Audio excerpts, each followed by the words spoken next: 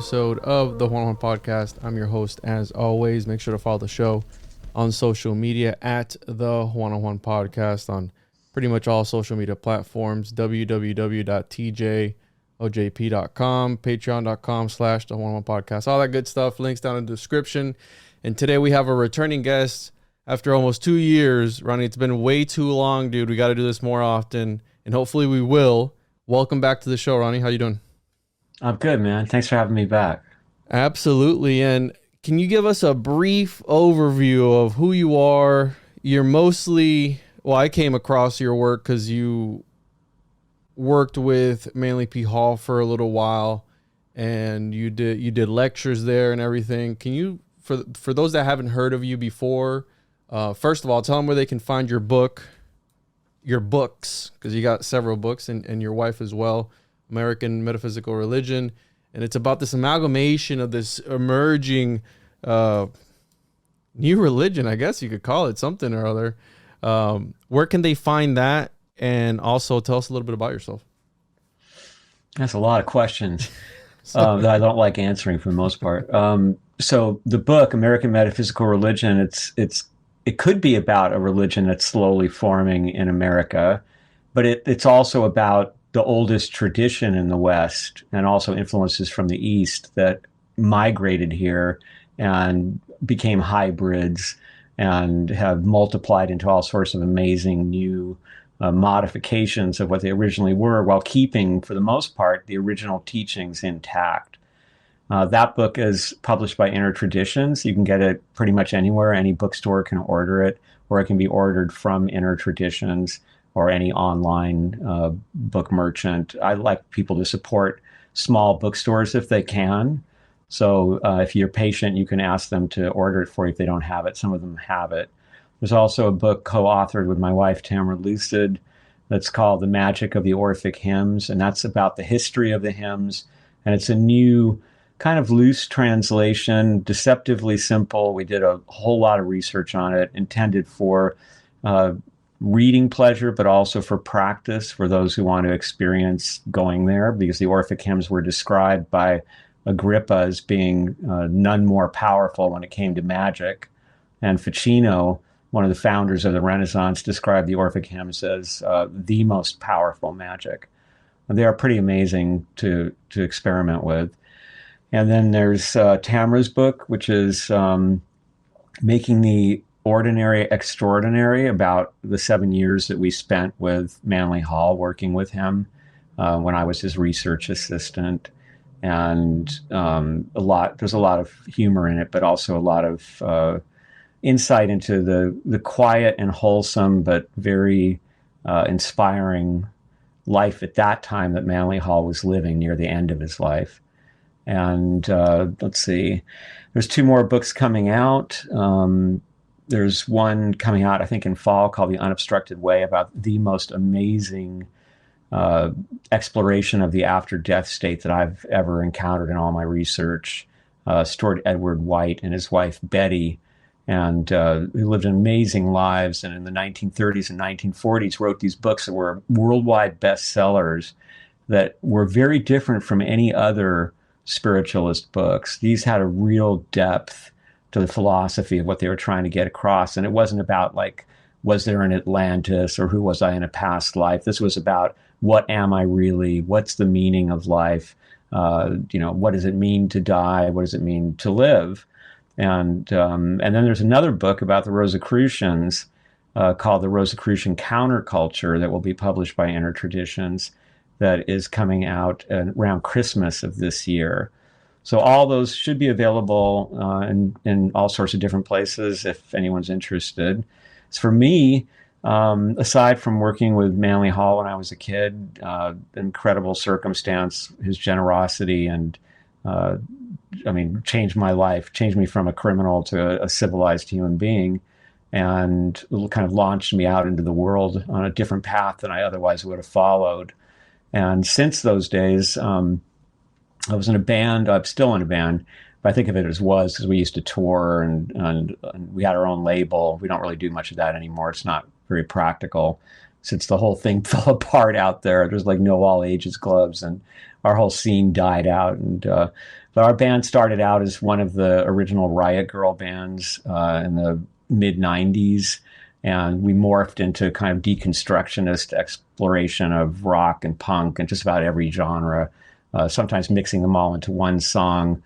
And all of it was done with a highly rebellious streak and a lot of hilarious criticism from Tamara, who's the singer and who's an incredible lyricist. So we had a blast doing that for quite a while, and met all kinds of amazing people. We've also done films. We've done documentary films about, let's see, the Gits, an incredible band whose singer Mia Zapata was murdered in Seattle. And she was kind of the reason the Seattle scene busted up, because no one knew who killed her and everybody became suspicious of everybody else. It's kind of a tragic story, but it's beautiful because the band is incredible. She was an amazing woman, and the band is still kind of this brotherhood wrapped around her memory. So we did a doc about that with Joan Jett and Kathleen Hanna in it, remembering Mia. And then we did a doc with Edward James Olmos about Obama's really cruel policy for people who were born here in America but never got citizenship and who didn't have relatives in Mexico, who were just deported and wound up living in the sewers of Zona Norte next to the cartel zone. And it was just a horrific scene. And this very brave filmmaker, Charles Shaw, went down there and documented everything. And then several other docs, one about Los Aldeanos, this incredible hip hop group that used to just rule the underground in Cuba. Then we also have been involved in, like, for instance, Tamara was the associate producer on an Emmy-nominated documentary about Standing Rock, about the women who were the leaders, called End of the Line, The Women of Standing Rock. And then we're working on some really interesting things right now, too. So we've done different sorts of things in the world, but trying in everything that we do to bring truth to people, to bring inspiration to people, whether we're trying to make you laugh or we're scaring you with history that people are trying to cover up, or we're telling you about history like we'll be talking about today, which we wish more people knew about. Yeah, definitely. That's a lot of stuff there, and music. And I was talking to somebody about the murder of Dimebag Darrell a couple of days ago, which, you know, pretty crazy too. This schizophrenic guy just jumped on stage, and Dimebag was a crazy guitarist. My first ever guitar was a Showdown. So, yeah. Well, they were the man, Pantera. I mean, and unfortunately, it reminds me of the Rolling Stones in a way, because it was like there was the singers fans and there was the guitar players fans. And unfortunately, Mick Jagger would never say somebody should go kill Keith, but in Pantera that was okay, until this guy took it literally and didn't get it. So it's a tragic story. And that's the thing, right? People who take things literally instead of interpreting them a different way. And a lot of people, when they say things, that's why the whole conspiracy culture is kind of dangerous in a way, because you feed into the delusions of certain people and they do act on it. Like I always tell people about, we're chatting about the homunculus. Well, there's an actual person right now probably doing those texts, the grimoires, word for word, when it probably, more than likely, probably 98%, meant something completely different. And you're not initiated, so you're not going to know what it is. And so I wanted to get into Rosicrucianism because it's one of those things that I've stumbled across in my research. John Dee is involved in there. And in your book, you even talk about Da Vinci and a whole bunch of other people who might have been involved in it. I've also heard Descartes might have also been a Rosicrucian. He was hanging out with Christina of Sweden and a whole bunch of other alchemists and their whole alchemical circle. But I've never really been able to pinpoint the pulse of what it is. And speaking of being uninitiated, Max Heidel, I actually read the book, the Cosmo Conception. Is that the one? Yeah. That book, it's a pretty short book, but that book actually changed a lot of the way I see things. And one of the things that stood out to me the most in that particular book was the part where he's like, hey, to the uninitiated, when they're reading these texts, they mean something completely different to the initiate, who is able to see within the writings. He's able to see the true meaning, the true essence of it. And that always stuck with me because, again, the world's a stage, and I think a lot of things happen sometimes for a reason. People say no, right? That's how you get conspiracy. We always have the end product, and the conspiracy is, how do we get there, right? Yeah, and also conspiracies overlap with apophenia, unfortunately, a lot, because they're both ways of coping with extreme stress. When human beings are dealing with the kind of stress that's threatening to the very stability of our lives or our continuing existence, or we feel that way, we will reach out to try to explain. The brain just runs away and tries to find facts and dig deeper. And if you can just figure out what's going on, you're going to feel better, even if you can't change anything. And not that's not the most effective way to try to protect oneself or to create change. And apophenia is a psychological term for a state of the psyche where you become so stressed out that you start seeing messages everywhere. Yeah. Often it's religious, of course, and you can be anything. You can be Christian, you can be a ceremonial magician, or you can be QAnon. But you start to see these messages in everything, gestures that somebody makes, or a billboard you drive by, and they're either directed straight at you, or they're signs that your ideas about what's really going on are true. And this is such a slippery slope, because anybody who's gone down the mystical path has had experiences, synchronicities of meaning, where you have, it's not even the mystical path. When we were in Riot Girl, and I used to always watch this and experience it myself, and the Riot Girls would get together. I was one of the few males that was in this scene, and they would make zines and posters and all kinds of stuff that was going to be at the next show or was going to be sent out in the mail. And when they would make zines, it was amazing how somebody would make a zine on some obscure topic, and like all the things they needed would just fall into their hands. They'd open up a magazine. We used to laugh about it because we'd say you couldn't do anything without it relating to your zine. So those mystical experiences, that's not apophenia. That's something very real and happening, meaningful coincidences, let's call them. But it's also easy to slip into that extra level of it where fear and anger take us. And then all of a sudden, everything has double and triple meanings, and it hollows out the meaning of words. Mm-hmm. And I think that Rosicrucian is one of those words that has been used in so many different ways that it almost doesn't have meaning. When, like you were saying, to try to pinpoint it and to say, this is what a Rosicrucian is, which I'm going to attempt to do right here, by the way. But that's really difficult to do because there's so many different kinds of Rosicrucians out there. And let me give you some examples of this, because it's mind-blowing to me how this thing stretched out into so many different places. So on the one hand, you've got Rosicrucians as they are seen by the Roman Catholic Church, okay, who call them the devil's Jesuits. This was the devil bringing together crazy heretics in the name of science, which was really a trick of the devil. And they were trying to do this to break the power of the Pope, which they admitted to readily. And so they were simply evil. And there were many people who were terrified of the Rosicrucians.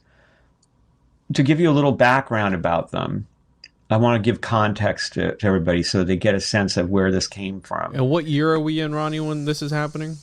The actual, well, even that can't be pinned down very well, but we're looking at the early 1600s. Okay. But let me go back even further, and so you all can see the timeline that we're talking about here. Because one of the most important moments, I think, is the life of Ficino, mentioned earlier. Basically because this man in Florence through Cosimo de' Medici's interest in Plato and in the Hermetic writings, was given the ability, a place to live and to support, and all these priceless manuscripts, to spend years and years translating materials that had been unavailable to Europe for hundreds of years.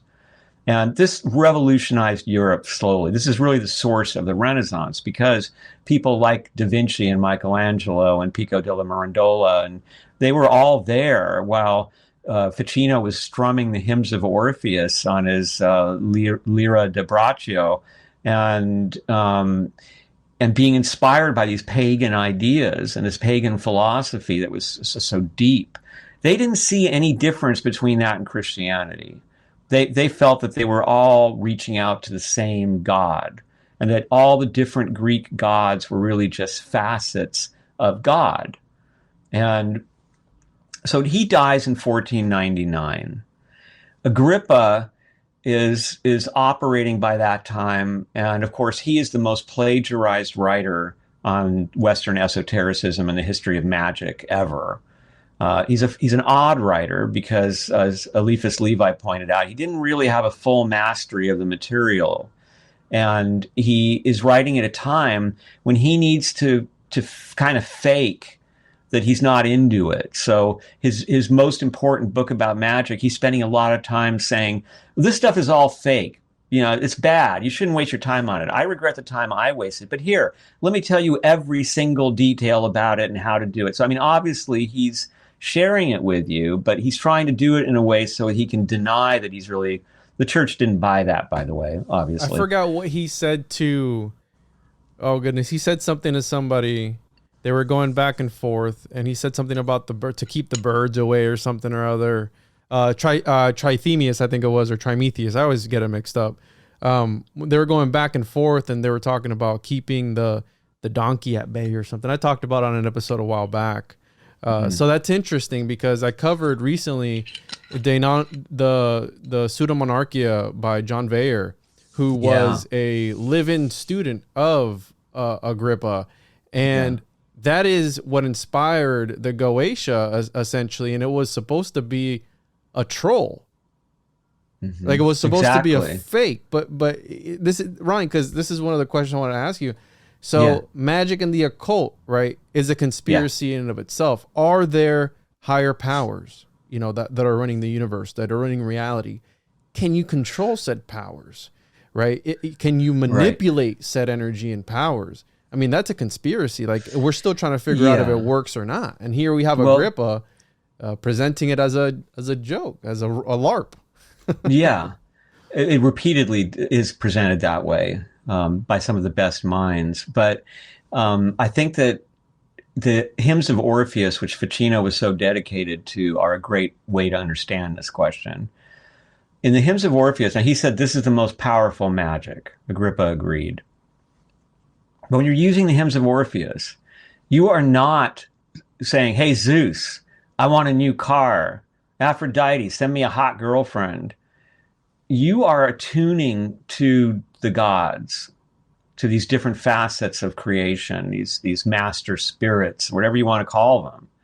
And you are trying to bring yourself up to the perspective that they have so that you can see the wisdom and the mercy and the harmony that is usually invisible for us in the world.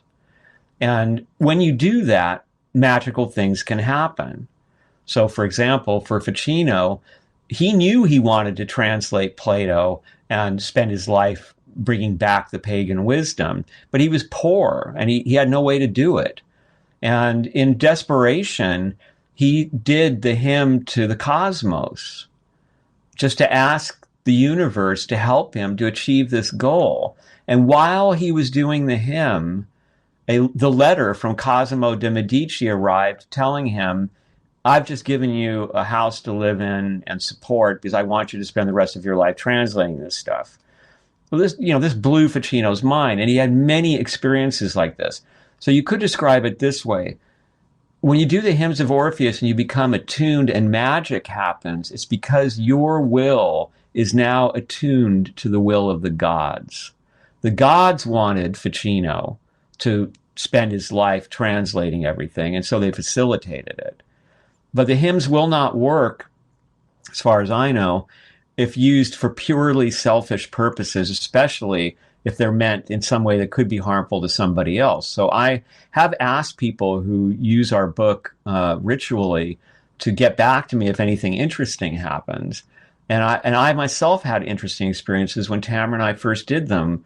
When we first did them, we were doing them as this kind of symbolic ritual goodbye to Manly Hall and PRS when he asked us to leave.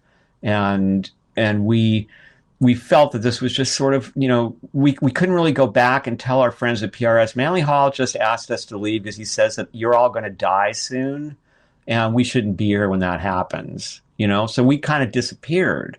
So we did this ritual in order to kind of just say goodbye, we love you, in some symbolic way. And the Hymns of Orpheus was one of the last things that I worked on with Manly Hall. When we did them, weird things happened. Like when we did the hymn to Athena in the mid-afternoon, broad daylight in the Hollywood Flats, a great horned owl showed up and sat on the nearest telephone pole, sat there watching us while we performed the hymn to Athena, and right when we finished, jumped down off the pole, swooped right at us, and then up and over the ceiling. Isn't she known for the owl too, Athena? Yeah, that's her sacred animal. And we had several experiences like that. Quite a few that were subtle in a sense, but also strange. Even, for instance, we had, when we did Zeus the Thunderer, there was a cloudless sky, but there was some kind of thunder that occurred. It didn't sound like it was machinery. We weren't after any of that. It just kind of spontaneously happened as we did these things, quietly singing them at the window of this apartment in Hollywood. It was weird. And people who have used them since have told us things like, one person who's always had a terrible time with travel, just somebody whose luck always seemed to go toward delays and detours, and started to do the hymn to Hermes before they began any journey and haven't had any problems since. So there are these kind of, that's a personal use, but it's not a use for selfish reasons like desire or competition or these more human kind of drives. This is just somebody who wanted to be able to do what they needed to do in a more peaceful and less chaotic way. So now these traditions go back to different forms of paganism. When you're doing magic, like sex magic, to get something, right, you're going back to a tradition that really resembles what came to be called witchcraft or aspects of shamanism, where you're trying to get the spirits or the gods to do something for you. And there are the beliefs, drawing down the moon, that the witches, for instance, of ancient the Etruscan witches used to be able to, literally draw down the moon. Maybe they had a good sense of astronomy and they knew days when the moon was going to be huge in the sky or something. But they were known for this gift and for being able to affect nature. Shamans of indigenous America were known to be able to produce ice in warm water on hot days. All these small forms of magic, some of which got people burned for allegedly hurting crops or hurting animals in farms and such through their magic. That's I think a very, maybe even dating back to Neolithic times, right? Like the hunter magic. And this is a very primal form of magic that you have whole books of root magic, for example, from the South in America, and how people would collect things like fingernails and bones of certain animals, and they would mix them with certain herbs. And as you were saying earlier, it's hard to know what they're talking about because they may call something, the thumb of a corpse, and that's actually a plant. That was a name for an herb back in the day. And so the other form of magic that's being hearkened back to is Theurgy, which is the art of the gods. And this is something that was really developed strongly by the Neoplatonists, but I believe goes all the way back to Egypt, ancient Egypt. And Pardon? Iamblichus and the Neoplatonists and Platonists and all these guys, you know. Yeah. So you know that there was this idea of being able to put a god into the statues.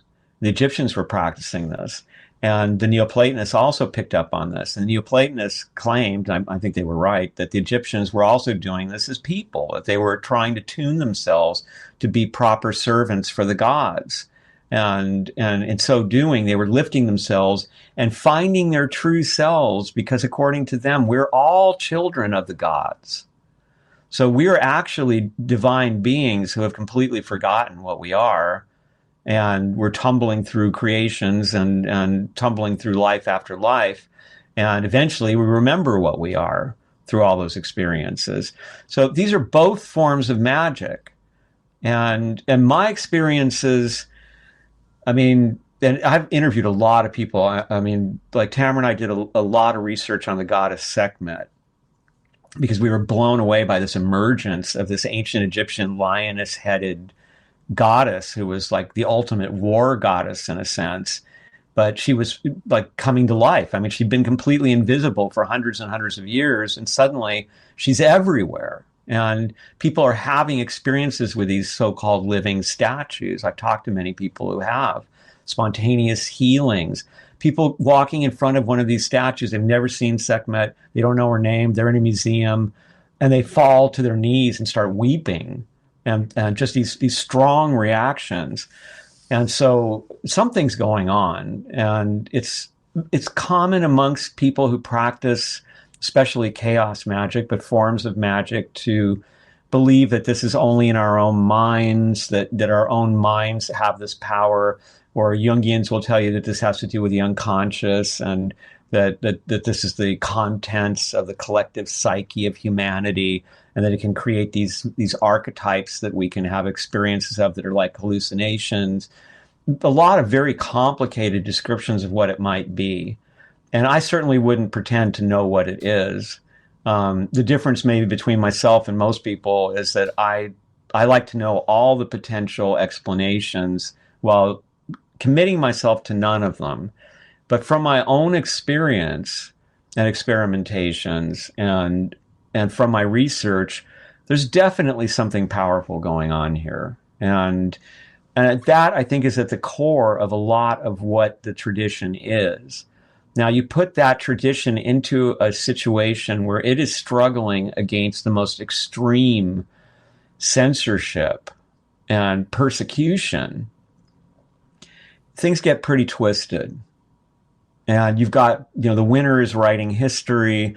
People are writing about things that they believe in deeply as if they don't believe in them, because they can't say that they believe in them or they'll be killed, and so on.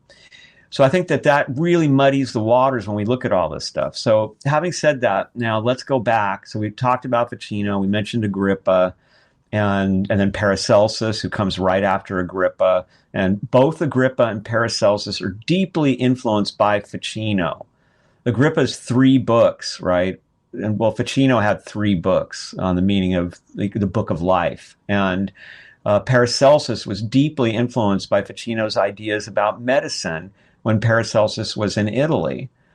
And they took this stuff back into Germany and the ideas of the Neoplatonists, and Agrippa's already constructing this story that we'll see over and over again that we now call Western esotericism. He's already saying ancient Egypt, and then the Greeks, and then the troubadours and alchemists, and then just on up the history ladder, showing us how this has always existed, this tradition that has very similar ideas, even from very different places. All of these people, Ficino, Agrippa, Paracelsus, very influential, but kind of working in the world of Luther. Agrippa and Paracelsus Agrippa's a Catholic. Agrippa, when he's asked, what is the secret of magic? And this is what really kind of lets the air out, I think, of the 4th book really being him. The 4th book, which has a lot of black magic and kind of more magic for more human ends. Agrippa tells us that the secret to magic is Christ. That's why the magician is safe when he's dealing with these issues. That's why Agrippa feels that he's a good Catholic. Agrippa is simply saying on a level, the wisdom of the Neoplatonists is nowhere near, dismissible. It's every bit as good as Christian wisdom. It's the same God. And as long as I realize that Christ is my savior, I'm okay. That was not how the church felt about it. They actually tortured him a lot of his life. They imprisoned him, and they banned the book. But that book became a huge influence going down the line for generations.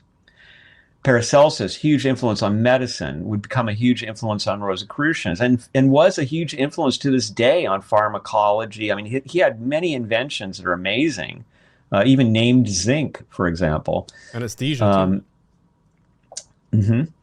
And now let's go to John Dee, because now we're really getting close. So in the 1550s onward, up into the early 1600s, the 1600s, you've got a lot of stuff going on in the heavens. You've got comets and a supernova and just lots of excitement. And the telescope is just beginning to become something that people can use. The very primitive telescopes are in use, and people are seeing these things, and they're being interpreted. The Catholics believe that these comets mean that the Protestants will all be converted soon and be defeated.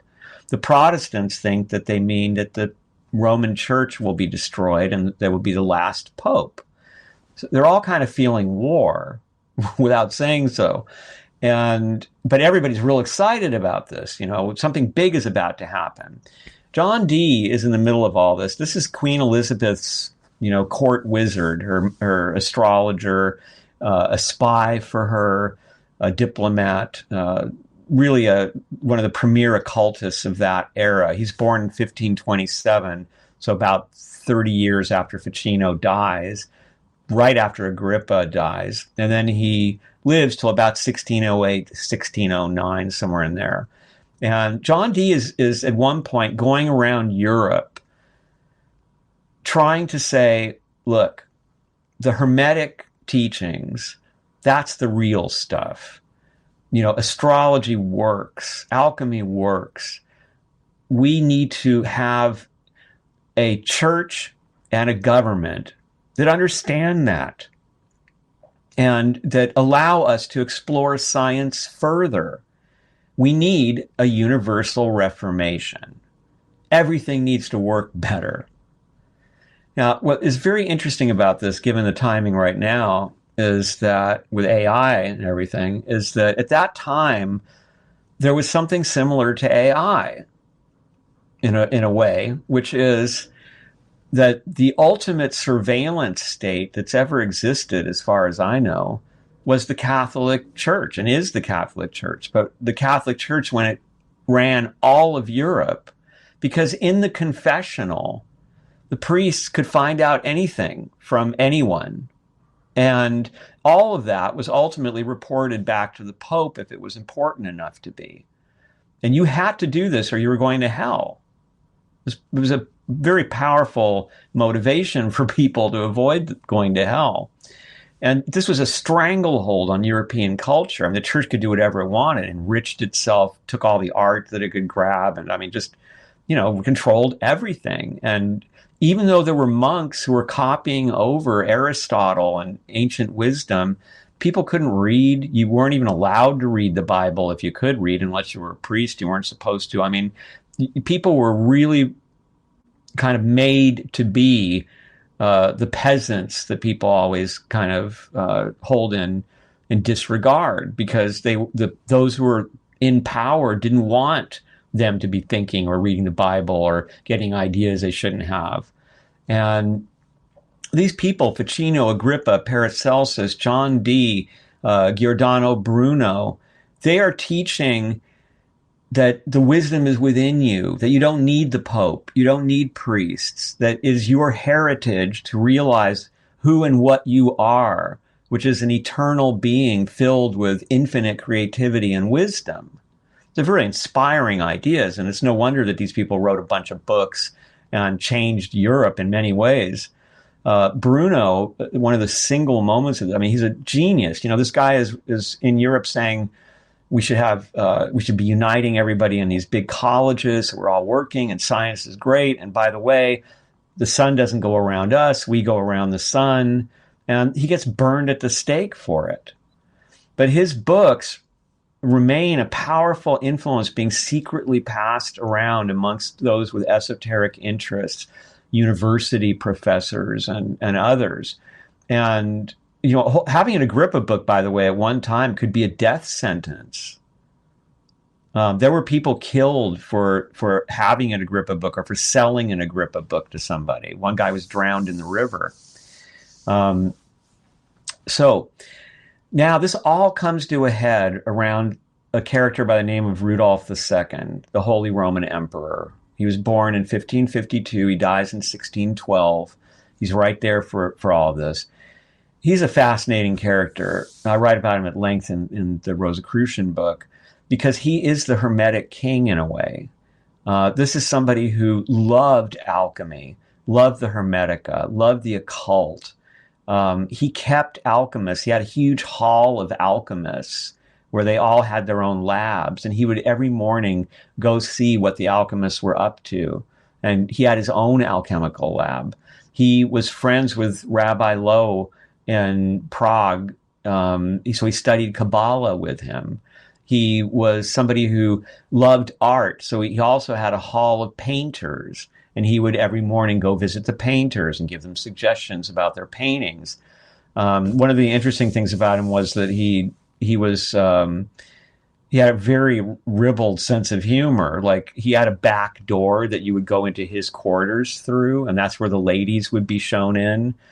And he had a door knocker that was this gold woman, naked woman with her mouth open, and the knocker was a penis that you would knock the door with through her mouth, right?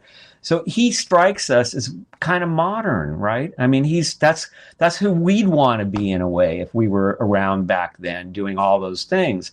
And he's even more like us because he moves away from Vienna, not just because it's being threatened by the Turks, but because he wants to get away from his mom, and he wants to get away from the Pope and the Pope's agents, and he can't stand the Catholic Church. Part of this is because when he was a kid, his dad was an awesome Holy Roman Emperor, actually, somebody who really fought for peace, was great in culture, such a charming person that when at times when they were at the verge of war, he could meet with the enemy and convince them that he was right, because he just had this wonderful kind of presence. He was also a huge drinker, drank himself to death at a young age. And have you ever been to Prague, Ronnie? No, I haven't. I would love to, though. I'd love to go there. That would be amazing. It would be. So Rudolph moves. Well, first of all, when Rudolph's a kid, his father has him sent to live with his uncle, the King of Spain. And this is the King of Spain whose dad established the Spanish Inquisition and who himself expanded the Inquisition. This guy was creepy. He was one of those Catholics that had, finger bones of saints, and he would make his children, and he would make Rudolph kiss these old bones and stuff. And he would make the kids sit in on the Inquisition and on executions ordered by the Inquisition, so that they would become tough and they would know how the stuff works. And it was brutal, to live there. And there were some terrible things happened that I talk about, but we don't have time to go into here. And so when he comes back to Vienna, he's all in black. He likes to speak Spanish. He's kind of acts like a Spaniard. He's kind of arrogant. And the Austrians are like, whoa, we don't like this guy. What happened? And his mother's trying to get him married, and he doesn't really want to marry. He wants to have a lot of different girls. And so he moves to Prague, just picks up and takes the capital of the whole empire to Prague. So he's further away and he has more control. And he turns Prague into a city that has freedom of religion, The Jews are free to have whatever they want to practice. The alchemists are free to do what they're doing. Everybody's free to do what they're doing. There's dialogue going on. It becomes this amazing hotbed of creativity. Really an interesting time. And the result is that some of the people who will become known as Rosicrucians get really excited about him. And John Dee is very excited about him. And John Dee visits him, and he says that the angels that he and Edward Kelly have been talking to through their Enochian method, that they are telling him to tell this Holy Roman Emperor that he is possessed, and that if he must accept his fate to be the Hermetic Emperor and to unite all Europe with a new religion based on the truth, which is the Hermetic teachings and alchemy and astrology and science. And that if he doesn't do this, he'll have some terrible fate. Well, of course, as far as, I mean, Rudolf doesn't like either the Catholics or the Protestants when they come up with ideas like that. I mean, he wants to be left alone so he can walk around. He had a pet lion, by the way. He would walk around his castle with his lion and talk to the alchemists. And it would talk attack to the people painters. too. There's records of him paying people off because the lion would attack people. Yes, exactly. And so he never sees John Dee again after that. And meanwhile, the Rosicrucians are these so-called Rosicrucians, these mostly teachers, students, noble people who have the time and money to be concerned with these things and to read Giordano Bruno and to have these rare books. And they're thinking there's still got to be a way to do this. There's got to be a way to convince this man to stand up and unite Europe against the Turks and to give us all the freedom to open up the world and have this universal reformation that we all want. And so now the story really gets going, because around 1614, there's a publication of a book called The Fame of the Brotherhood R.C., Fama. And then 1 year later, the Confessio, the Confession of the Brotherhood of R.C., and then 1 year after that, the Chemical Wedding of Christian Rosenkreuz. These are the three so-called Rosicrucian manifestos, and they create a revolution. And what were these books? In most of the story of esotericism, you'll find them referred to as kind of holy books, sacred texts, alchemical philosophy. And that maybe the people who wrote them were masters, invisible masters, ascended masters, a secret brotherhood of people who could live for 100, 200 years and who had the secrets of alchemy, and that's how they extended their lives. And they were all working for the benefit of humanity. You can see where a lot of these kind of Blavatskyan, Manly Hall ideas about secret brotherhoods working for our benefit came from, in part, this period. But we've had, in the last 20 years or so, amazing amounts of new research on this as academia has finally opened up to studying this.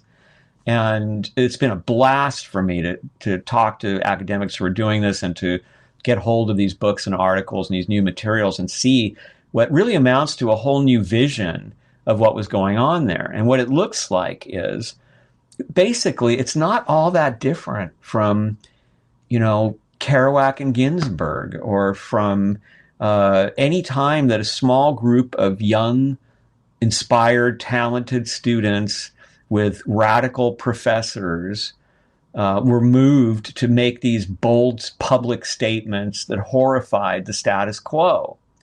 And so in the case of the Fama, the Confessio, and the Chemical Wedding, these books, when you look at them, and we don't know who wrote them, okay? Could have been one author. They don't seem to be one author. Could have been multiple authors. Different academics and different traditions have different groups of people or individuals that they say wrote them.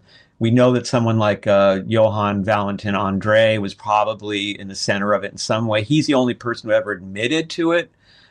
He said that he wrote The Chemical Wedding when he was 18 years old in 1605.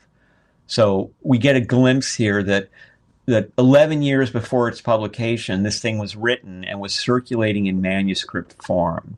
And some of this Rosicrucian material was certainly circulating amongst Freemasonic circles and others interested in esotericism in those early 1600s before these books came out.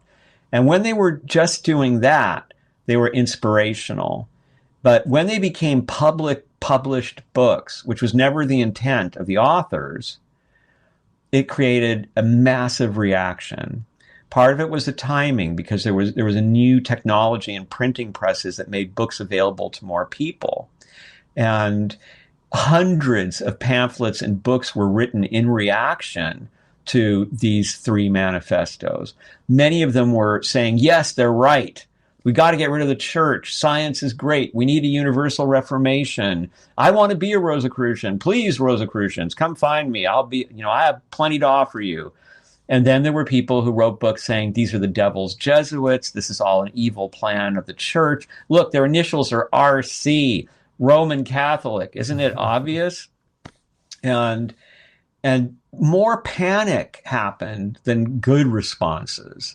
So, for example, in Paris at one point, some smartass put up posters saying, the Rosicrucians have come to town. We're looking for new members. Don't contact us. We'll know that you're right if you are. Well, this was taken as, my God, Satan is running loose in the streets of Paris.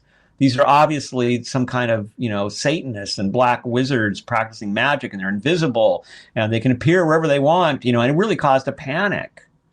I mean, wow, right?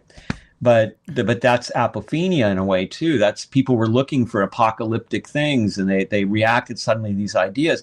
Not to mention the fact that they were saying in these manifestos, let's kill the Pope. We really need to. And they didn't say it in a nice way. They were like, one of them said, let's use nails and scratch or stab him to death, right? And probably a metaphor for the nails that were used on Christ. I mean, it's, but maybe it's even an alchemical formula that's being referred to metaphorically, but it read like, we're going to take over the Vatican and drag the Pope out and hammer him up. And so they were talking about how important science is and how we have to open up the world to education. They talked about the invisible college, and they were a huge inspiration to Comenius, who we call the father of modern education, a guy way ahead of his time. He saw this whole debacle happen, but he stayed influenced by a lot of these ideas. And he had the idea, for example, that we should have a college of light where all the geniuses from all around the world should be brought together so they can work together for the benefit of humanity. Another one of his ideas was that every single human being should be taught to read and write.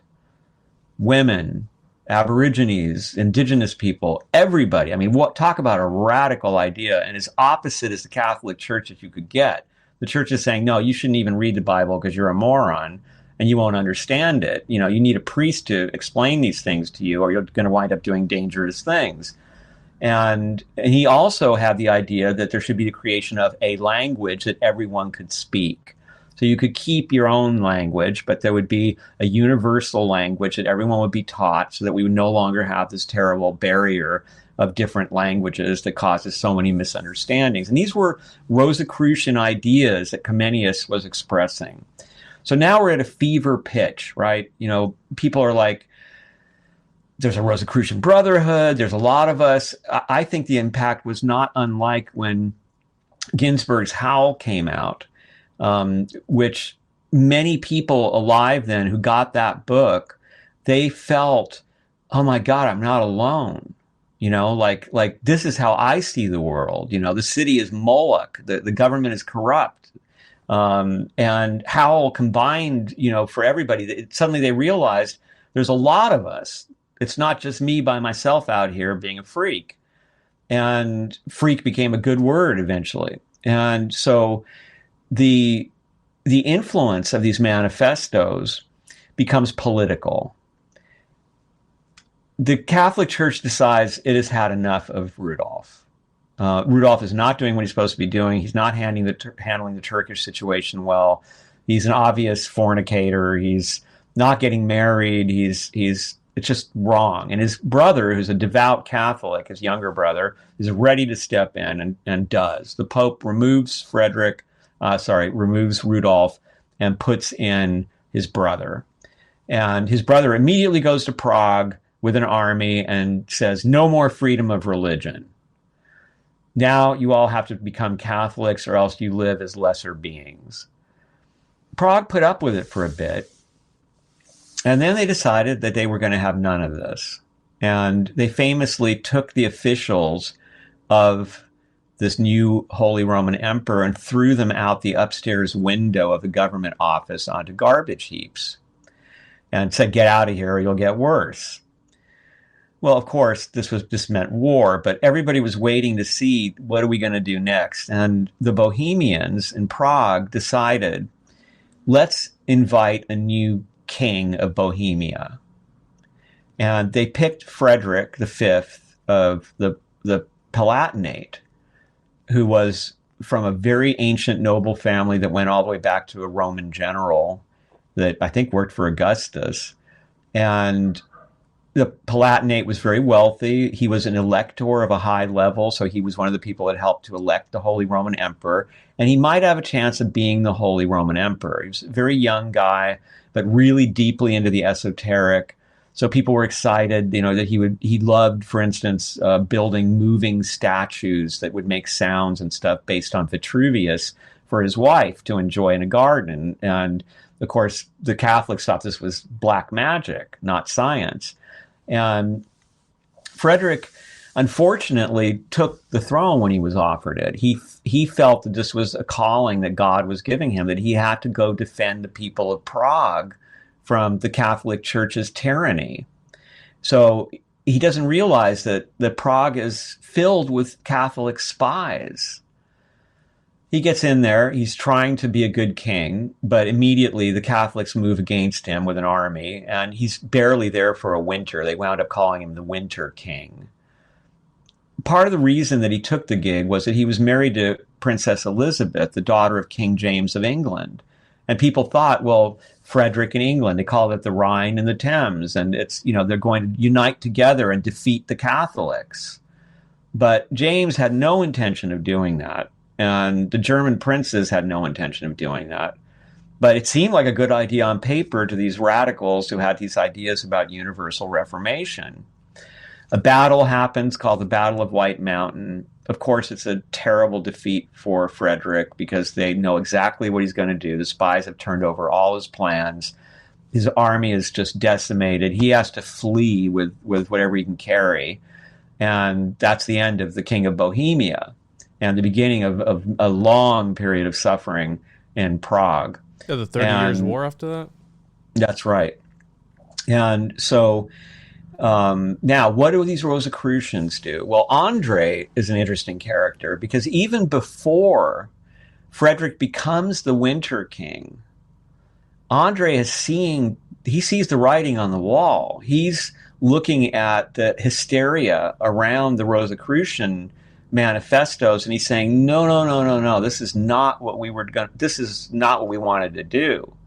And he starts disassociating himself, even admits, I wrote The Chemical Wedding. He calls it a ludibrium, a Latin word for a joke, a satire, a lampoon. And he says, this stuff, that was just kid stuff. And he writes a book called A Description of the Republic of Christianopolis, which is something like the Republic of Plato, but it's a Christian version. And he's taking the same ideas, basically, that were in Rosicrucianism, but now he's making them mainstream Lutheran Christian kind of, let's do it this way. So it's interesting that he saw what Frederick did not see. So he's already backed out before the disaster happens. But there are many other Rosicrucian fans or possible actual Rosicrucians, and now there's all these books being written about Rosicrucianism. But a good example of this would be Michael Meyer, a German writer who wrote a book called The Laws of the Rosy Cross, the Fraternity of the Rosy Cross. And you would think, well, he must be a Rosicrucian, right? But we actually have a signed vow from him that was later found saying, I am not a Rosicrucian. And so, but then again, this is the beauty of Rosicrucianism, Juan. This is why it's so confusing. Yeah. But wouldn't a Rosicrucian say that? right? He would say, I'm not a Rosicrucian, because that's his job, is to be invisible. So it becomes this kind of playground for speculation. Now the story starts to take off again, because 6 years later, after this huge defeat, and now the 30 Years' War is raging, the Rosicrucians have realized, we're not going to turn Europe into a hermetic paradise, right? The Catholic Church is going to fight this to the bitter end. And we don't have a very good prospect of ever having a Protestant Holy Roman Emperor. 6 years after the Battle of White Mountain, Francis Bacon publishes the New Atlantis. Some people think that this was influenced by Christianopolis, the Republic of Christianopolis, and that this is the kind of a metaphorical plan for America, to colonize America and make it this new republic that's away from the Catholic Church, and now we're going to actually be able to have the kinds of freedom that we want, and the kind of freedom of religion that existed in Prague.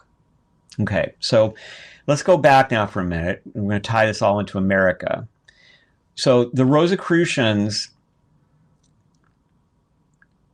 wind up, some of these people that are associated or have written Rosicrucian-y books, wind up associated with Sir Walter Raleigh in England. Now, Raleigh has been trying to colonize America since 1585. He's really early there. I mean, that's the year that Andre is born. This is pre-Rosicrucian. Although modern Rosicrucian societies will argue that there already were Rosicrucians, that the Rosicrucians were a secret society that went back into the 1400s or even to the 1200s. But Raleigh was a friend of John Dee. And if there's any doubt about Raleigh's esoteric interests, he wrote a book called The History of the World, which was this very cheeky bestseller that was eventually banned by King James. And in it, he defends magic. He explains that the magicians were sages and that every culture has had them. He says the Magi of Persia, the Chaldeans of Babylon, the Greek philosophers and the founders of the Greek mystery schools, the Jewish Kabbalists, every culture has had these sages who understood nature and had wisdom that helped them to heal the sick and even to guide nations. Well, James is, I mean, there's the King James Bible, right? He wrote the Demonologia. I mean, he is very hostile and actually has Raleigh beheaded for an alleged scheme to dethrone him. And so, but in 1618, the last Virginia colony happens. And by 1618, the Rosicrucians, who were all worked up by the Fama and by the other manifestos, and who saw this hope that there might be a king that could step up, which turned out to be Frederick, but he failed, they are hooked in with Raleigh. And they're already starting to say, let's look at America as a place where we can establish this freedom of religion, where we can have a universal reformation, where we can practice science. And Raleigh sends to Virginia people like Thomas Hariot, who are early scientists, really brilliant. I mean, there's actually the ruins of his alchemical lab were found on a beach in Virginia not all that long ago.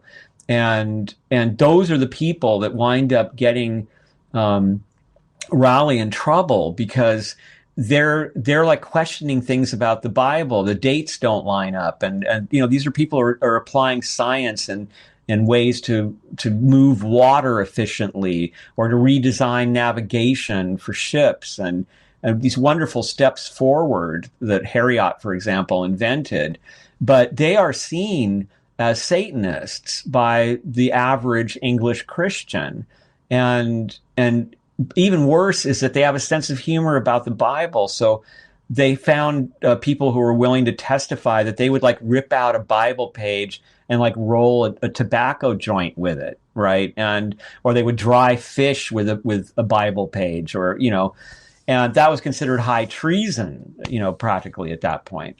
So now we've got the New Atlantis, we've got Raleigh's already, got the Virginia colony going, and we're about to get the John Winthrop the Elder is going to show up and start the Boston, Massachusetts Bay Colony.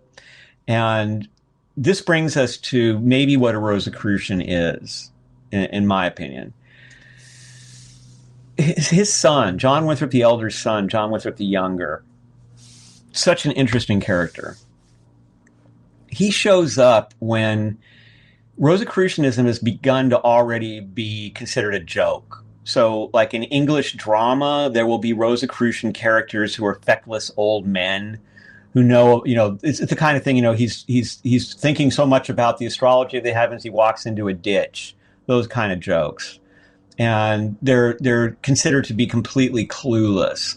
But despite that, John Winthrop the Younger, who's a Puritan like his father, runs into the manifestos when he's studying in London, supposed to be a lawyer, but he gets into alchemy instead. And he and his roommate go around looking for Rosicrucians, not just in Europe. They go to all the way to Constantinople, following Father CRC's footsteps in the hopes of finding a real Rosicrucian. And John Winthrop the Younger said, well, I never found one. I never met what I would consider a real Rosicrucian. Just as people one who would, were, right? As a Rosicrucian would say. Exactly. And so he's called to join his father in 1631. So now we are about 20 years, barely, 15 years after the manifestos. And he shows up, and this is such an amazing thing, so different from the America we've been taught. The Pilgrims were not the way we were taught that they were. And you have this image that they were, super strict Christians, and that anything astrology, anything occult would be despised.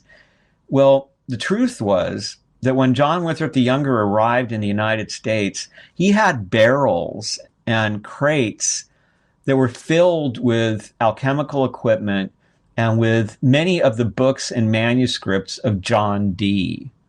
And John Dee's famous symbol, the Monas Hieroglyphica, was put on all of his luggage and on his barrels that contained this stuff. Unbelievable. I mean, I always use the example, that's like the son of a Southern Baptist minister coming back from summer camp with pentagrams all over his luggage.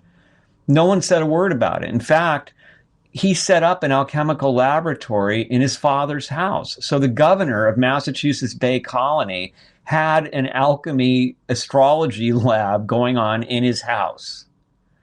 And John Winthrop, he had a very interesting approach. He decided that if he couldn't meet a Rosicrucian, he would just be a Rosicrucian. He liked the Rosicrucian ideals. He liked the idea that you should, fit in where you are. You should learn to heal people and do it for free. We should support the innocent and the weak and defend them. All these ideas. And he did this. He spent his life as a famous alchemist who created all kinds of medicines that were famous in the early colonies. He was basically the doctor for the whole Connecticut territory. He was in so much demand that he had to come up with this color-coded packet system for his medicines. And he trained women who were nurses or midwives or cunning women how to recognize simple symptoms and then give the right colored packet to people. He protected the Pequot tribe from the Mohegans who tried to enslave them, at great danger to himself and to the Pequots. And he actually won, and he got them to get their status as a tribe reinstated, and their original names were restored to them. And he really did something wonderful there. He kept the people that lived in Connecticut territory who worked with him safe from having to go serve the English crown in wars all over the world. He would get the order, you need to send men to serve in the army, and he would ignore it.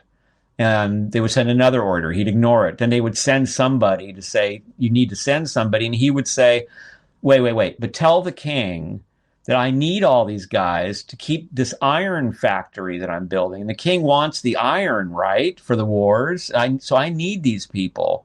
Well, the guy would have to go back to England to ask the king, what do you want us to do? So these people would be safe for long periods of time because of him. he was famous for making gold. In Connecticut, there's a hill it used to be called the Governor's Hill, and it was supposed to be the spot where he would make this very pure gold. They say he came back with these golden rings that he would use to pay for his all these science projects he had. Like he had a desalinization plant made to make salt, to purify water from the ocean.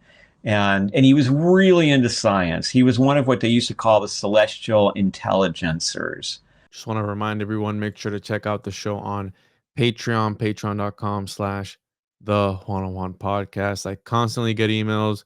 Oh, only one episode a week. Yeah, one episode a week for the public, but for as little as $5 a month, you can get up to 2, sometimes 3, sometimes 1 episode per day on the Patreon, as well as on the YouTube channel as a member for as little as $5. And there's also on the Patreon over 250 episodes only found on there. There's an extensive backlog of episodes. So check that out. For those interested, for those asking, make sure to follow the show on YouTube, One-on-One Podcast. Also, One-on-One Media. I am going live every Tuesday on there, streaming. I also go live on twitch.tv/One-on-One Podcast. So make sure to check me out on there. Tuesdays, 6 p.m. Eastern. And make sure to get your copy of the Occultus Mundi Homunculus Owner's Manual, all that good stuff at tjojp.com. Can pick up your copies there or go over to the Ko-Fi. I'm on Facebook, Twitch, Kick, Rumble, all that good stuff. You know where to find it. And enjoy this episode.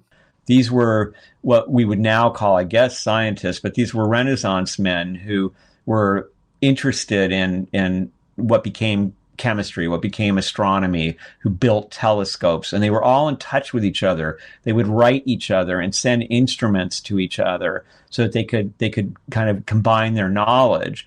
And he tried to put together a college in America, a college of light in America, where everyone would be able to, come who were the great geniuses, and then they would greatly benefit the world by being able to practice science freely in this territory that he was in control of.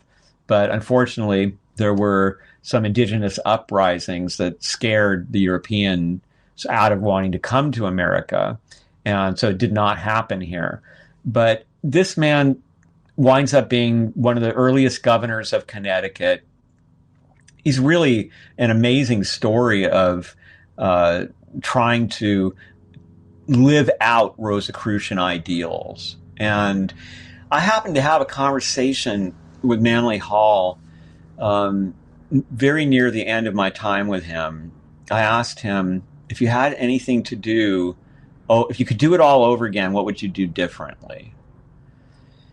And he said that he felt that in the beginning he glamorized the Blavatskyan kind of, masters and the superpowers and this stuff, and he regretted it.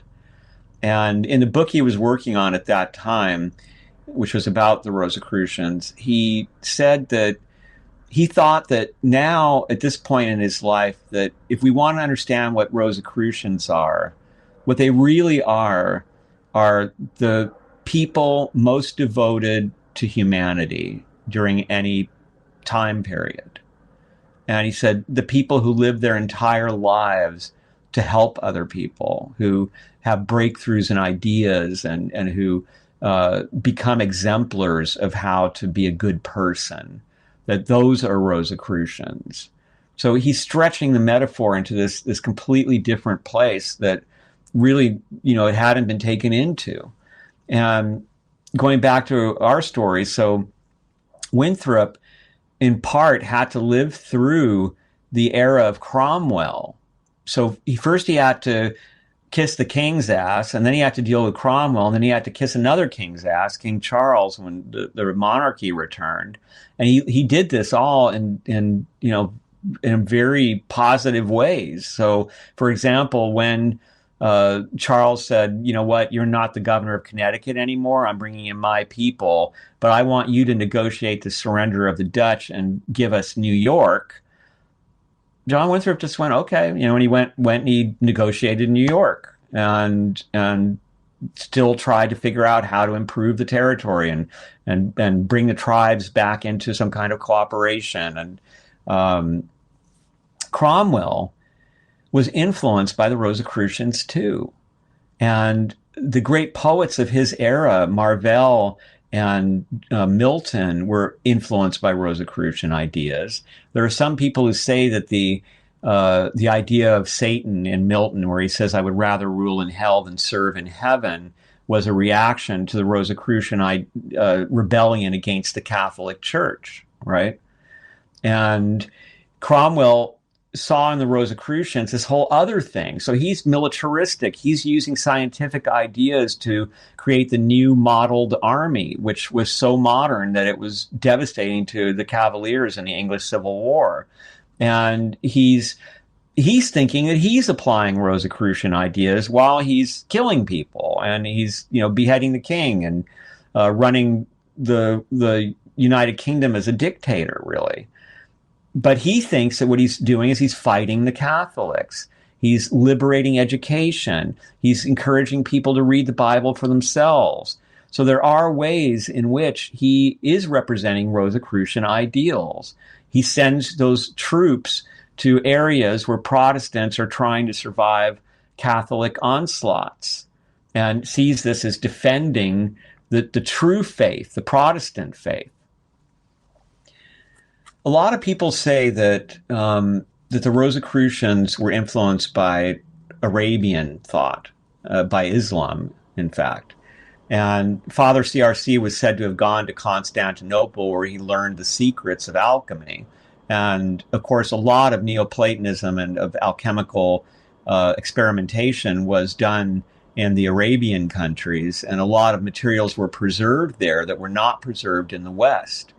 And when you look, there are similarities, and Eliphas Levi points this out when he talks about the Rosicrucians. He says, look at the Protestants and look at Islam. So in the Catholic Church, you want big golden statues and paintings of Jesus and all this.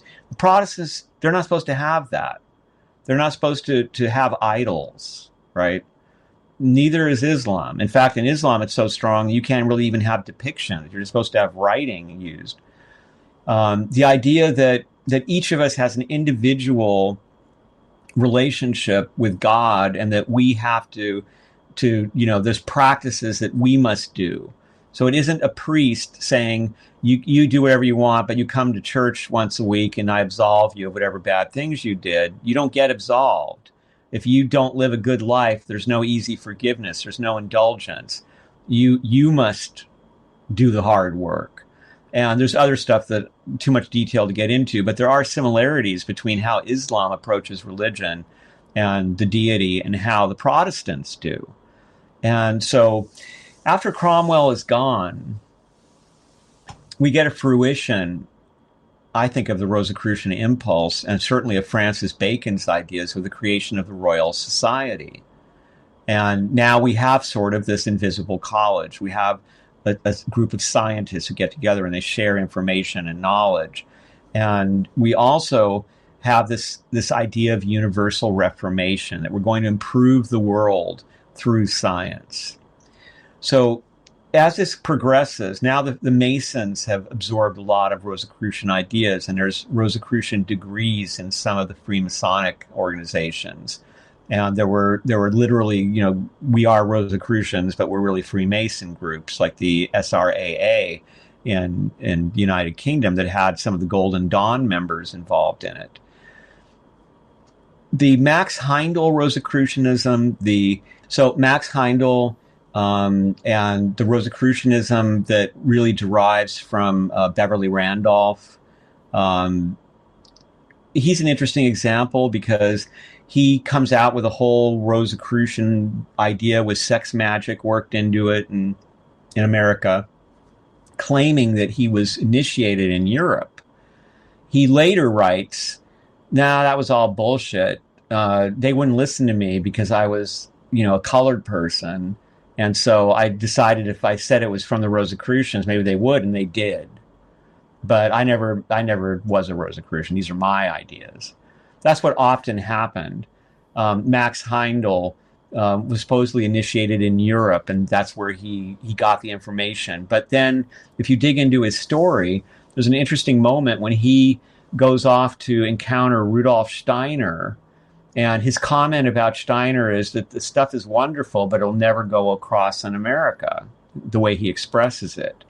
So that suggests that there's a good bit of what Heindel was doing. It was probably adapted from Steiner. Steiner was calling himself a Rosicrucian, or appealing to Rosicrucian tradition, because of his strong feelings about the universal Reformation and about how education should be. He was resonating with that current, it was what they used to call it. But as Arthur Edward Waite wrote, a very early scholar, not a bad one. He's got kind of a bad reputation, but he was actually the first really careful scholar in this area. And he once wrote that all of these modern public Rosicrucian societies have zero connection with the original Rosicrucian movement. Now, can he be sure of that? No. Is it accurate to say that? Not really, because certainly one of the main connections they have is that they're very inspired by it.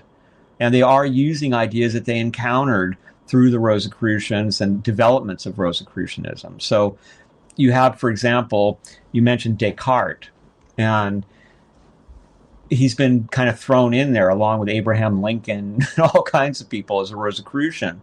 And he was interested in Rosicrucianism. He actually did explore Rosicrucian ideas, and he was very good friends with one of the daughters of Princess Elizabeth, King James's daughter.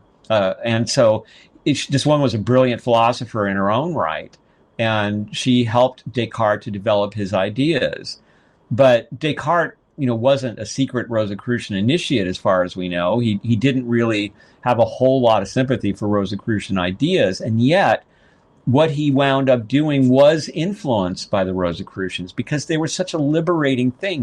They came out of nowhere and said, "Fuck the church, let's do science. Let's learn everything we can." Ironically, part of that was because they believed that the world was going to end soon. And they believed that the Bible told them that when the world ended, human beings would first reattain the knowledge that Adam lost. So they got the bright idea, and this really shows you something about them. Well, what if we work really hard to get all that knowledge? That way the apocalypse will come that much faster. And they wanted the apocalypse because then they'd be free, they'd be free to be with God, and there wouldn't be any more of this nightmarish world that we're dealing with Satan and all, and the Catholic Church. And so that's, in a nutshell, why it's so hard to pin down, what a Rosicrucian is. It's something that has been used so often. It has such an aura about it that when somebody comes out and they say, "Oh, I'm not a Rosicrucian," my initials are RC, my first and last name. I mean, my first and middle name. And I've had people go, "Oh, come on, look at, clearly." And then other people go, no, that means he's Roman Catholic. Don't you see? And it's like, I don't know why my parents picked two names that had RC, but, I can tell you I'm neither a Rosicrucian nor a Roman Catholic. But would I tell you if I was? Oh, yeah, there you go. It's just this incredible, mess. So that's why I see it as take the inspiration, So let's talk about universal Reformation for a moment. Because to begin with, what we're seeing right now in America is a little bit like the Cromwell disconnect, right? Where Trump and family, and cohorts are trying to do a universal Reformation as they see it. Now, we may be like, whoa, you're going backwards. That's not, this isn't freedom of religion, equal rights and all these things that have been fought for by, the Rosicrucian current and the esoteric current in America and such. You're actually kind of going backwards to white men rule, and it's the church or else. And that's not our tradition. Well, it is for them. And they are just like Rosicrucians. They're going for that universal Reformation by God, and they don't care who gets in the way. And so that is part of this impulse, this Rosicrucian impulse. my argument is that the universal reformation as intended by the Rosicrucians was meant to be personal, individual, right? How do you create a universal reformation? You don't do it by getting out there and forcing people to act in certain ways and banning things or such. You do it by changing your life, your world, your little corner of the world.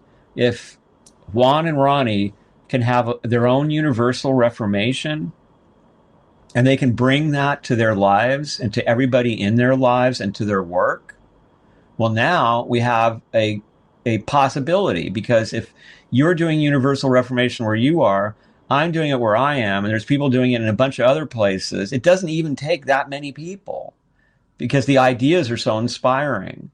And if this is true, that our spiritual anatomy as human beings is such that actually within us is this infinite, potentially divine source of intelligence and creativity, and that we're here to learn and to learn to love. You know, Ficino said that love is the most powerful magic, and that love is the key to magic.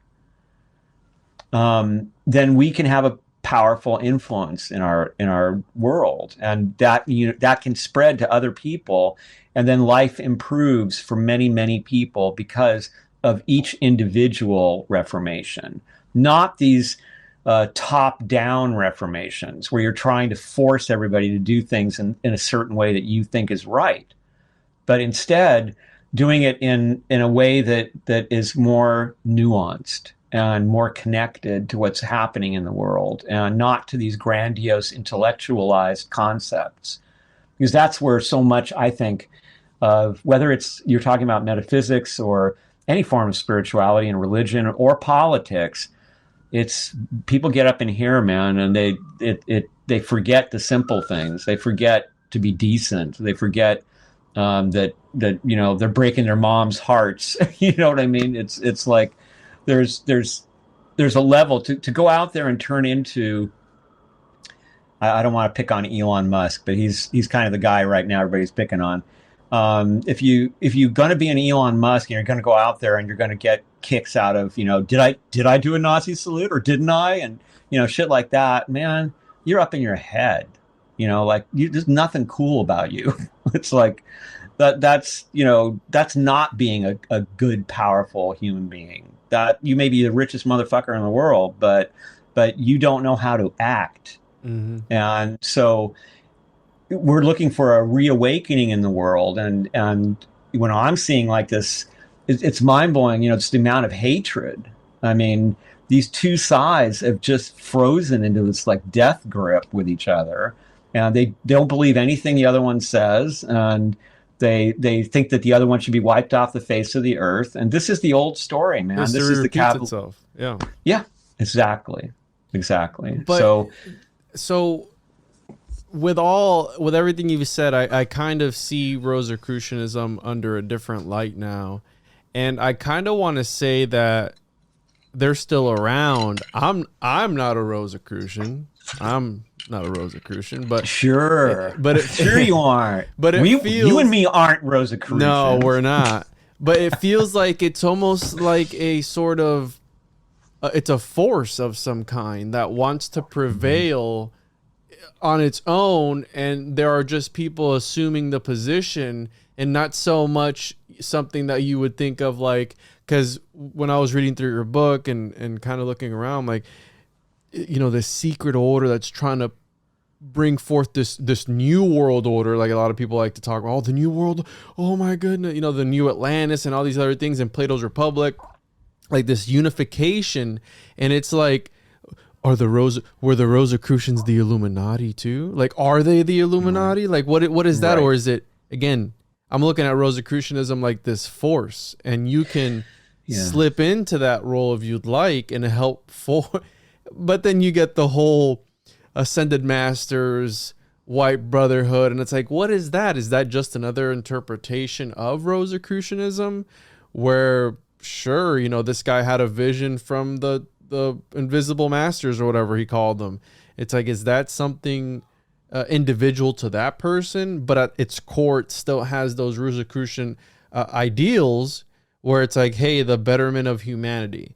And it seems like how you're saying, we're so stuck in this left-right paradigm that we all want peace. We all want, the betterment of humanity, but we just can't seem to get there. Is that the devil that holds us back from being able to achieve that?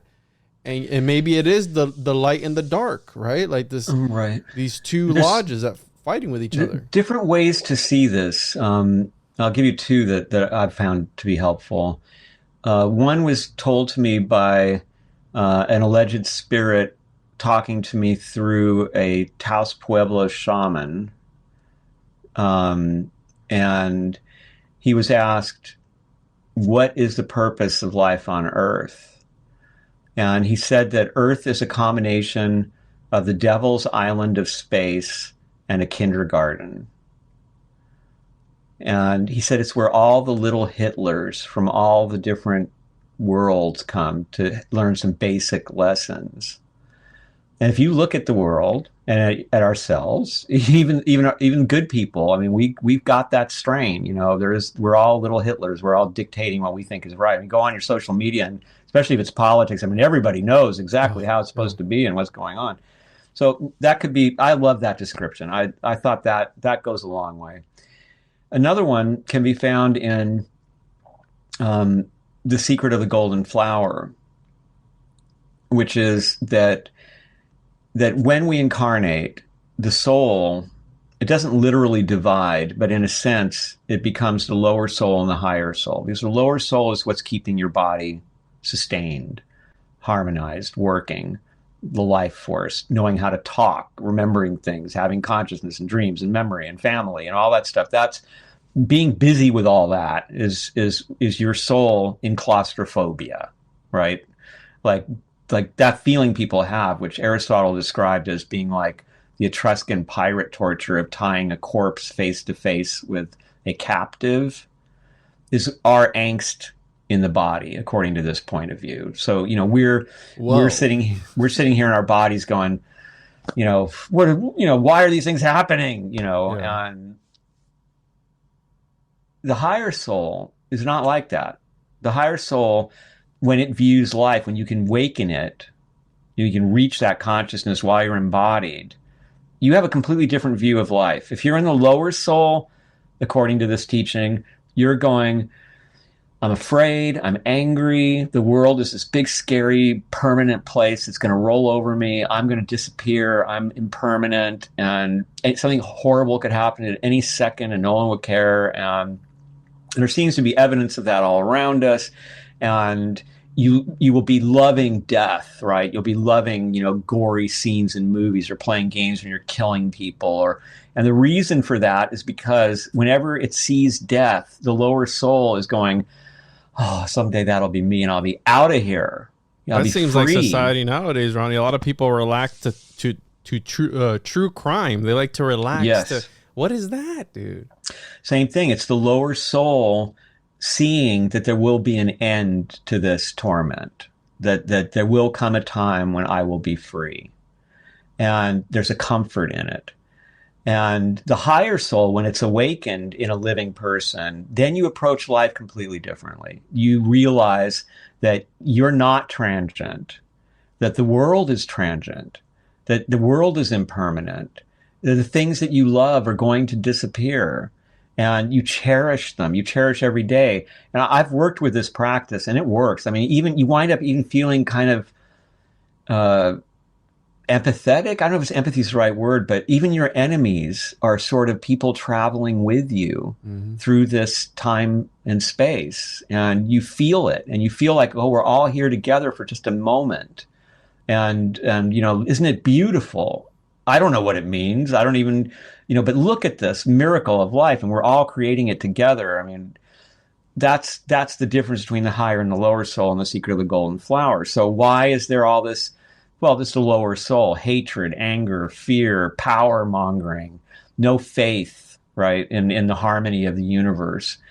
And you can also look at it from the hymns of Orpheus, or the Orphic mythology, where you're told that we are the children.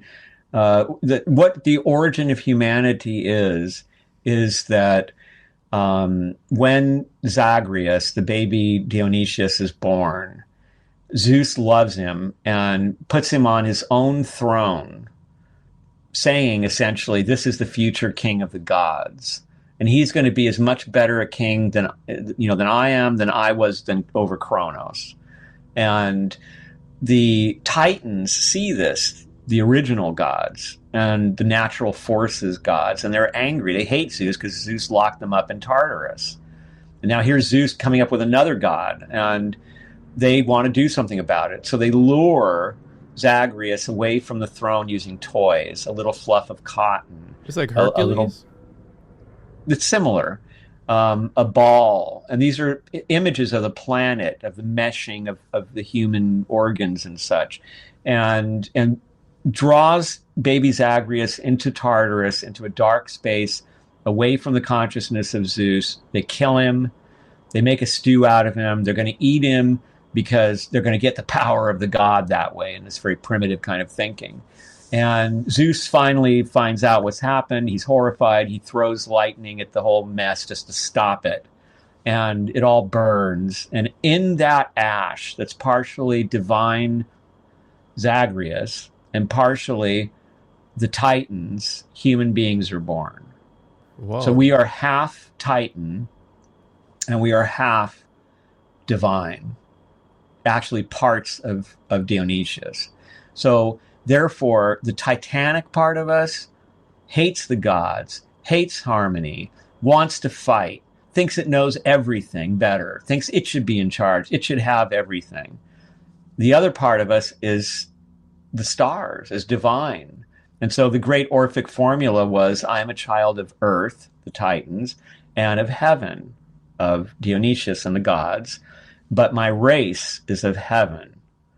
And so when you can claim this, when you were initiated into the Orphic mysteries, you woke up that side of you that is divine, and you lived a completely different life. You were no longer somebody whose dream was to be a warrior and kill a lot of people, or to, have many women, or you were living for the gods, right? You were living for the harmony of the universe.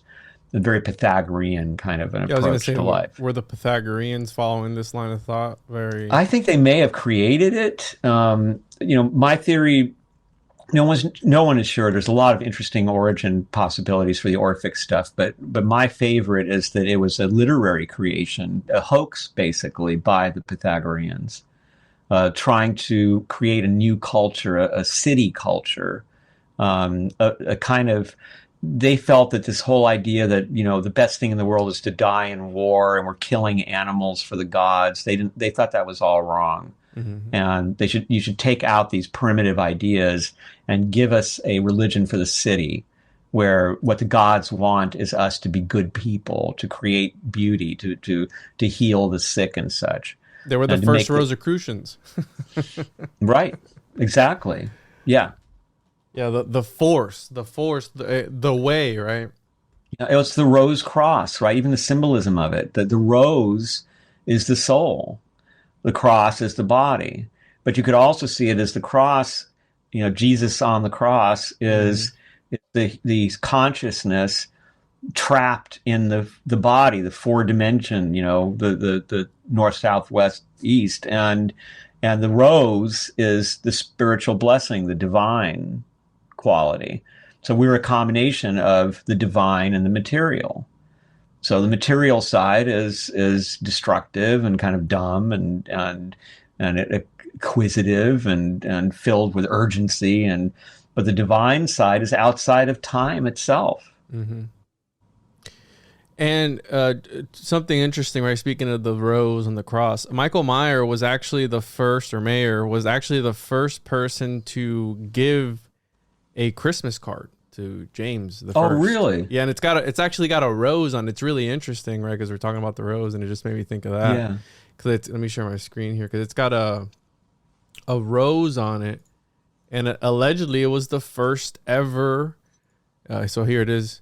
It was the first ever Christmas card that King James got for Oh, Christmas. wow. That is so cool. I did not know about that. Yeah, so fun little fact there that an Yeah, alchemist there it is. Look at that. That is so cool.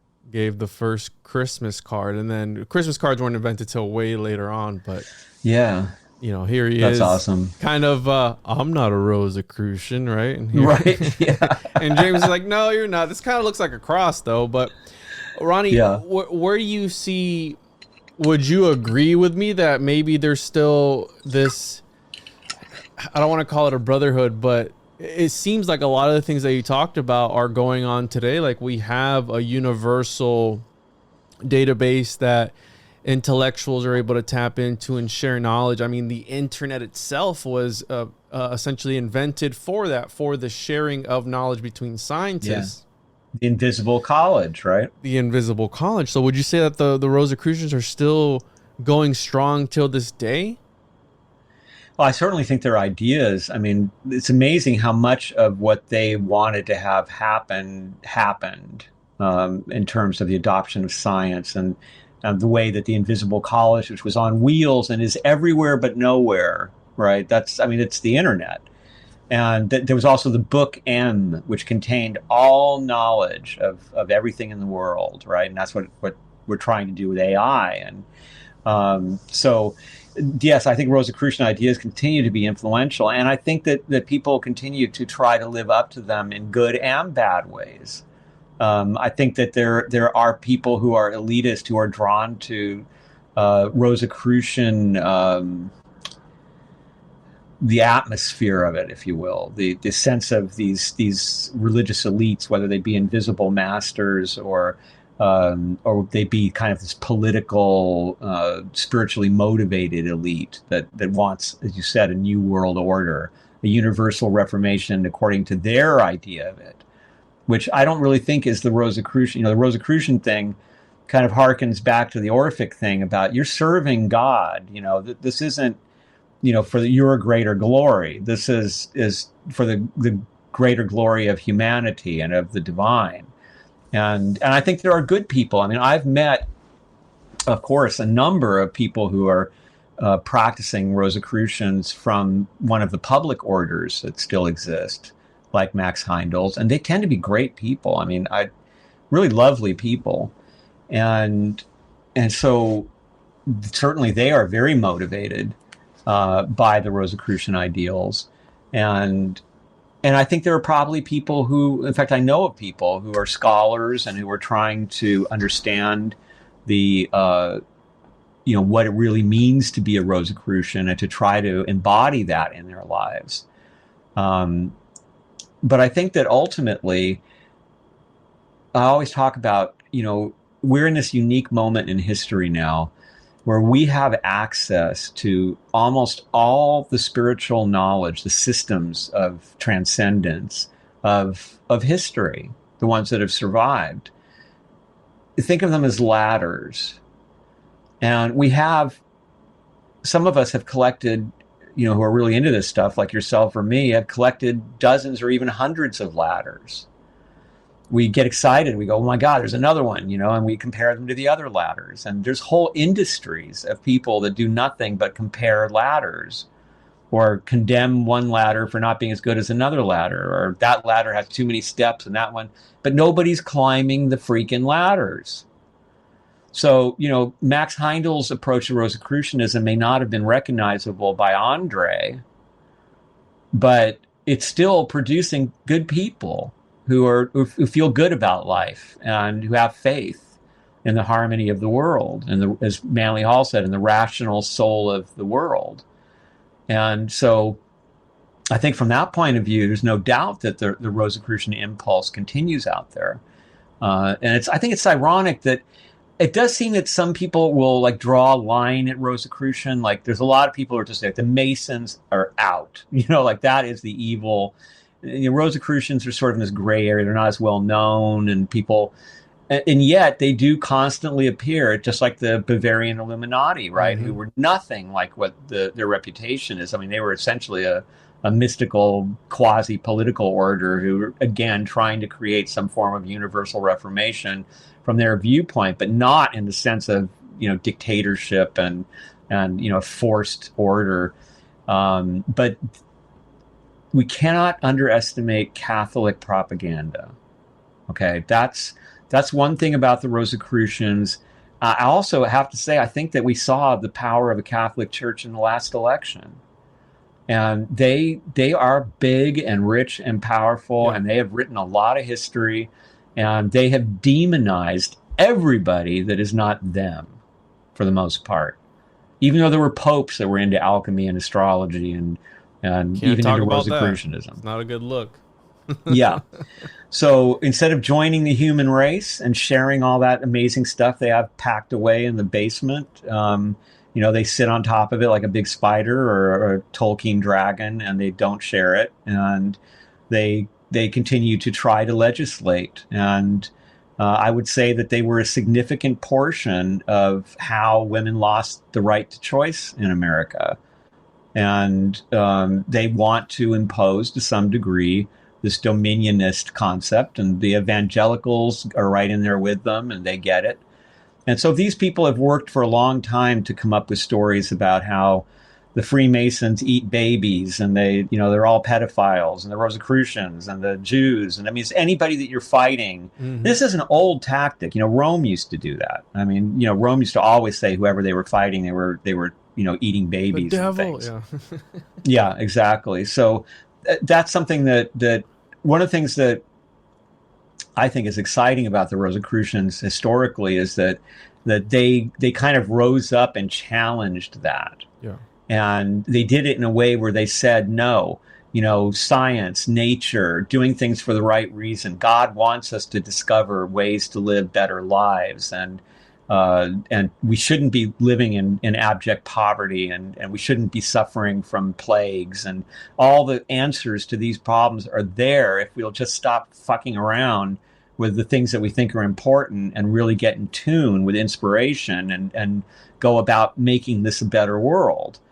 That impulse, I think is something that is not unique to Rosicrucianism, but in Western esotericism, I think it's hard to find a big movement like that so clearly dedicates itself to that idea of this reformation of the world, not based on what the law of God says this, the way I interpret it, you have to do it, but based on trial and error, experimentation, intuition, tradition, handing down these ideas.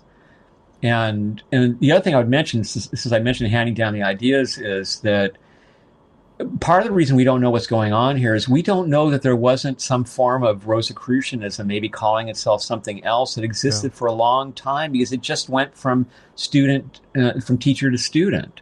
So, for example, I happen to be lucky to live at a time when Manly Hall had the PRS, and he could talk to everybody about this stuff. He was influenced by the Rosicrucian, right? The first ones. Very much, yeah. Very much. A lot from what I was reading in your book. It's very much so.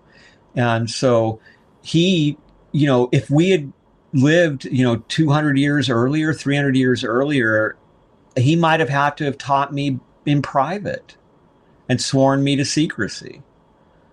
So we don't know about those traditions because they don't leave records. Yeah. And you see, so for example, Spencer Lewis, one of the founders of one of the other Rosicrucian public schools in modern times, he believed that Rosicrucians came to California, to the Monterey area, before the Fama and the other manifestos, that there were already Rosicrucians, and they'd already infiltrated the Catholic Church, and they'd infiltrated the Spanish conquistadors, and that they came to America with them to establish some kind of beginning on the West Coast. Now, there's no solid proof of any of that. It's really only found in Lewis. And he claimed to have found some roses, some crosses with carved roses, but that's the Rose of Sharon. It doesn't necessarily mean that it's Rosicrucian. That's one of the problems. I mean, people go Rosicrucian crazy, and that everything looks Rosicrucian. It's got a rose on it. It's Rosicrucian. And so I think that it's it takes us back to Wittgenstein ultimately, right? Like, what do words mean? That when you abstract a word from what it's really pointing to, then the mind gets tricked into all kinds of weird activity. So he used the example of time, right? That time is, you don't have to explain time when you go, it's 3 o'clock. But when you start talking about time, what is time? That now you got a playground for all kinds of stuff to happen. Mm-hmm. And that is what Rosicrucianism is. It's a playground for the imagination. But it's a nice one, I think. Like I said, most of the people I've met involved, I've met a few people who were kind of, snooty and stuff. They were drawn to that. That's okay, but I've met some wonderful people who were inspired by Rosicrucianism. I love it, Ronnie. I really enjoyed our conversation. I feel like I know less now than I did when we first started. Good. Because I'm still, it's going to take me a while to process it. But I love being able to, when I break something down, have a chronological order of the events and how it goes. And I always thought that Rosicrucianism, and it could very well be, was a troll. We mentioned John Weyer earlier in the Pseudomonarchia, and Agrippa kind of sort of putting out stuff, hey, as a joke. Crowley did that as well. Here's a joke to kind of shock people and things like that. Yeah. And then we have the guy who wrote the stuff was like, actually, no, wait a minute. It was a joke. Was it? I mean, yeah, I think there's a lot of truth in that. Like, I think they're saying these days in academia that when you look at the manifestos, that they've been compared to science fiction. They've been compared to surrealism. I mean, The Chemical Wedding is psychedelic. It's so bizarre, and it's got jokes in it. The naked girl going, "Hey, wouldn't be, the old man wouldn't be so depressed if he got laid." That kind of stuff. I mean, it really reminds me of college student kind of literature, because that combination of bodiness, surreality, but also radical, idealism, and fuck the Pope and all the authority figures. It just fits perfectly in that. It's rock and roll. You know what I mean? It's like this weird, like, kind of rebellion against the status quo. Who made you, Andre, who the hell are you to stand up and say that the Pope is no good? And that, that's the essence, is that rebellion, right? That Rosicrucian is. It's saying, we don't believe that you have a monopoly on God. 100%. It's a brokered experience. And I've always said that. That's why I believe in God. I don't believe in religion, because it is a brokered experience, and they just want to tell you what to do, how to do it. And I don't think it should be like that. I think it should be, again, the gnosis that you find on your own. How you were saying, in order for us to bring forth change, you have to change yourself. Yeah. You can't force change upon other people, because it's never gone well throughout history. It's been repeated over and over again when they try to force something on people, and it's like, back up and let it happen. But you need to maintain order as well, right? I'm not saying it's going to be there's a balance. Anytime, but extremism from either side only invokes extremism from the other side. Yes. And you push too hard before people are ready. You're too arrogant in your approach to how you want to change society, and you will invoke the opposite reaction. History shows us that. Absolutely. So, and the middle ground isn't necessarily good either, because then sometimes things don't get addressed that have to be, because nobody wants to rock the boat. They're trying to just keep everything nice and pleasant, and sometimes you can't be pleasant. Sometimes you have to take drastic action. So, it's really the human predicament of trying to live together, to find a way that we can all respect each other and not be so dismissive of each other. And unfortunately, right now we're at a time where we have this, mania almost of dismissing each other. 100%. Yeah, that's the way I see it too. Ronnie, thank you so much for talking to us. I want to say, that's a sick dresser behind. Is that a dresser behind you, man? That thing looks awesome. What is that? I don't know what to call that. It's a piece of Tibetan furniture, but it's like the sort of a chest of drawers, but not really. It looks gnarly, man. It looks Egyptian almost, in a sort of way. I want to share a synchronicity that happened to me recently. We were talking about the hymns earlier, and I have that book here somewhere. I did a tarot pull when I was on, I got invited to a podcast. They call it Pigo's Esoteric Hour, I believe was the name. Shout out to those guys. And they live in California. I think you were on their show. Was I? Yeah, I think you were on their show. Sounded familiar, yeah. Two brothers. Oh yeah, they're great. I know those guys. Yeah, they're awesome. Yeah. They've been to the PRS and everything, and they were. I think one of them was a Rosicrucian or something or other at the AMORC, and then I did a tarot pull on air, and it was the reprint of the Augustus Knapp, or I'm sorry, the Knapp Hall deck. Yeah. And I did a poll, and he was kind of reading me, like, I'm like, hey, I pulled this card. What does it mean? He was explaining it to me, and it was kind of aligning with my life at the time. And I'm like, okay, that's kind of weird. Whatever, who cares? Right? I don't really believe in this stuff. So I did, I think, a 4-card pull, and on the when I went to go pull the 4th card, he's like, well, in order for it to fit, you'd have to pull the Fool, right? And I'm like, I identify with the Fool. That's my favorite card, especially in that particular deck.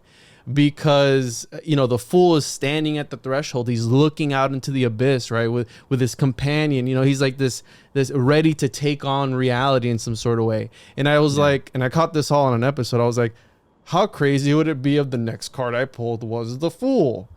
Boom, I pulled the Fool live, essentially on a recording. And I was like, that it freaked me out, Ronnie. I was like, I'm putting these away. I'm never touching these, because I was literally talking about how I don't believe in that sort of stuff. And he's like, I told you. I mean, he's like, that's the way it works. And I'm like, man, reality's a lot stranger than we've been led to believe. It's more magical. People dismiss magical thinking and such, and for good reason. But there is, I've experienced way too much of that stuff. I mean, things that are just inexplicable, and they show you that something's going on that's not the everyday world. Mm-hmm. Yeah, it bleeds through every now and again, and I love that. I'm here for it. Ronnie, one more time, do you have a website, or do you have anywhere you want to direct the people? A link I can post? I have a YouTube channel, just Ronnie Pontiac, that has a lot of different kind of content on it. It's also there's over 100 interviews now, so there's playlists for that on different topics. And I'm on Instagram, Facebook, Threads, Blue Sky. All the stuff. I don't even know, but I'm on social media. Find me as Ronnie Pontiac. I'm happy to answer questions. Get a link tree, Ronnie, so that way whenever you do a show, you just post a link tree. And I have one actually, but I never updated it. Once I got up into that 100 different interviews thing, I used to update each one because I wanted each podcaster to get, and then I realized this isn't going to happen. Yeah. And now I got 2 books to finish this year. So busy guy. Yeah, it's good. Well, getting Ronnie, stuff out there. I appreciate you coming on and talking to me. Let's do this sooner than later. Let's not wait 2 years. And let's stay in touch. And thank you so much for talking to us today about this very fascinating topic. And I look forward to our next episode, everyone. Make sure to follow the show on social media at the One-on-One Podcast. Make sure to check out Ronnie. Check out his books. He's already got 3 books, working on more, right? So make sure to check that out. Links down in the description. As always, everyone, take care, love each other, and I'll catch you on the next one. Goodbye now.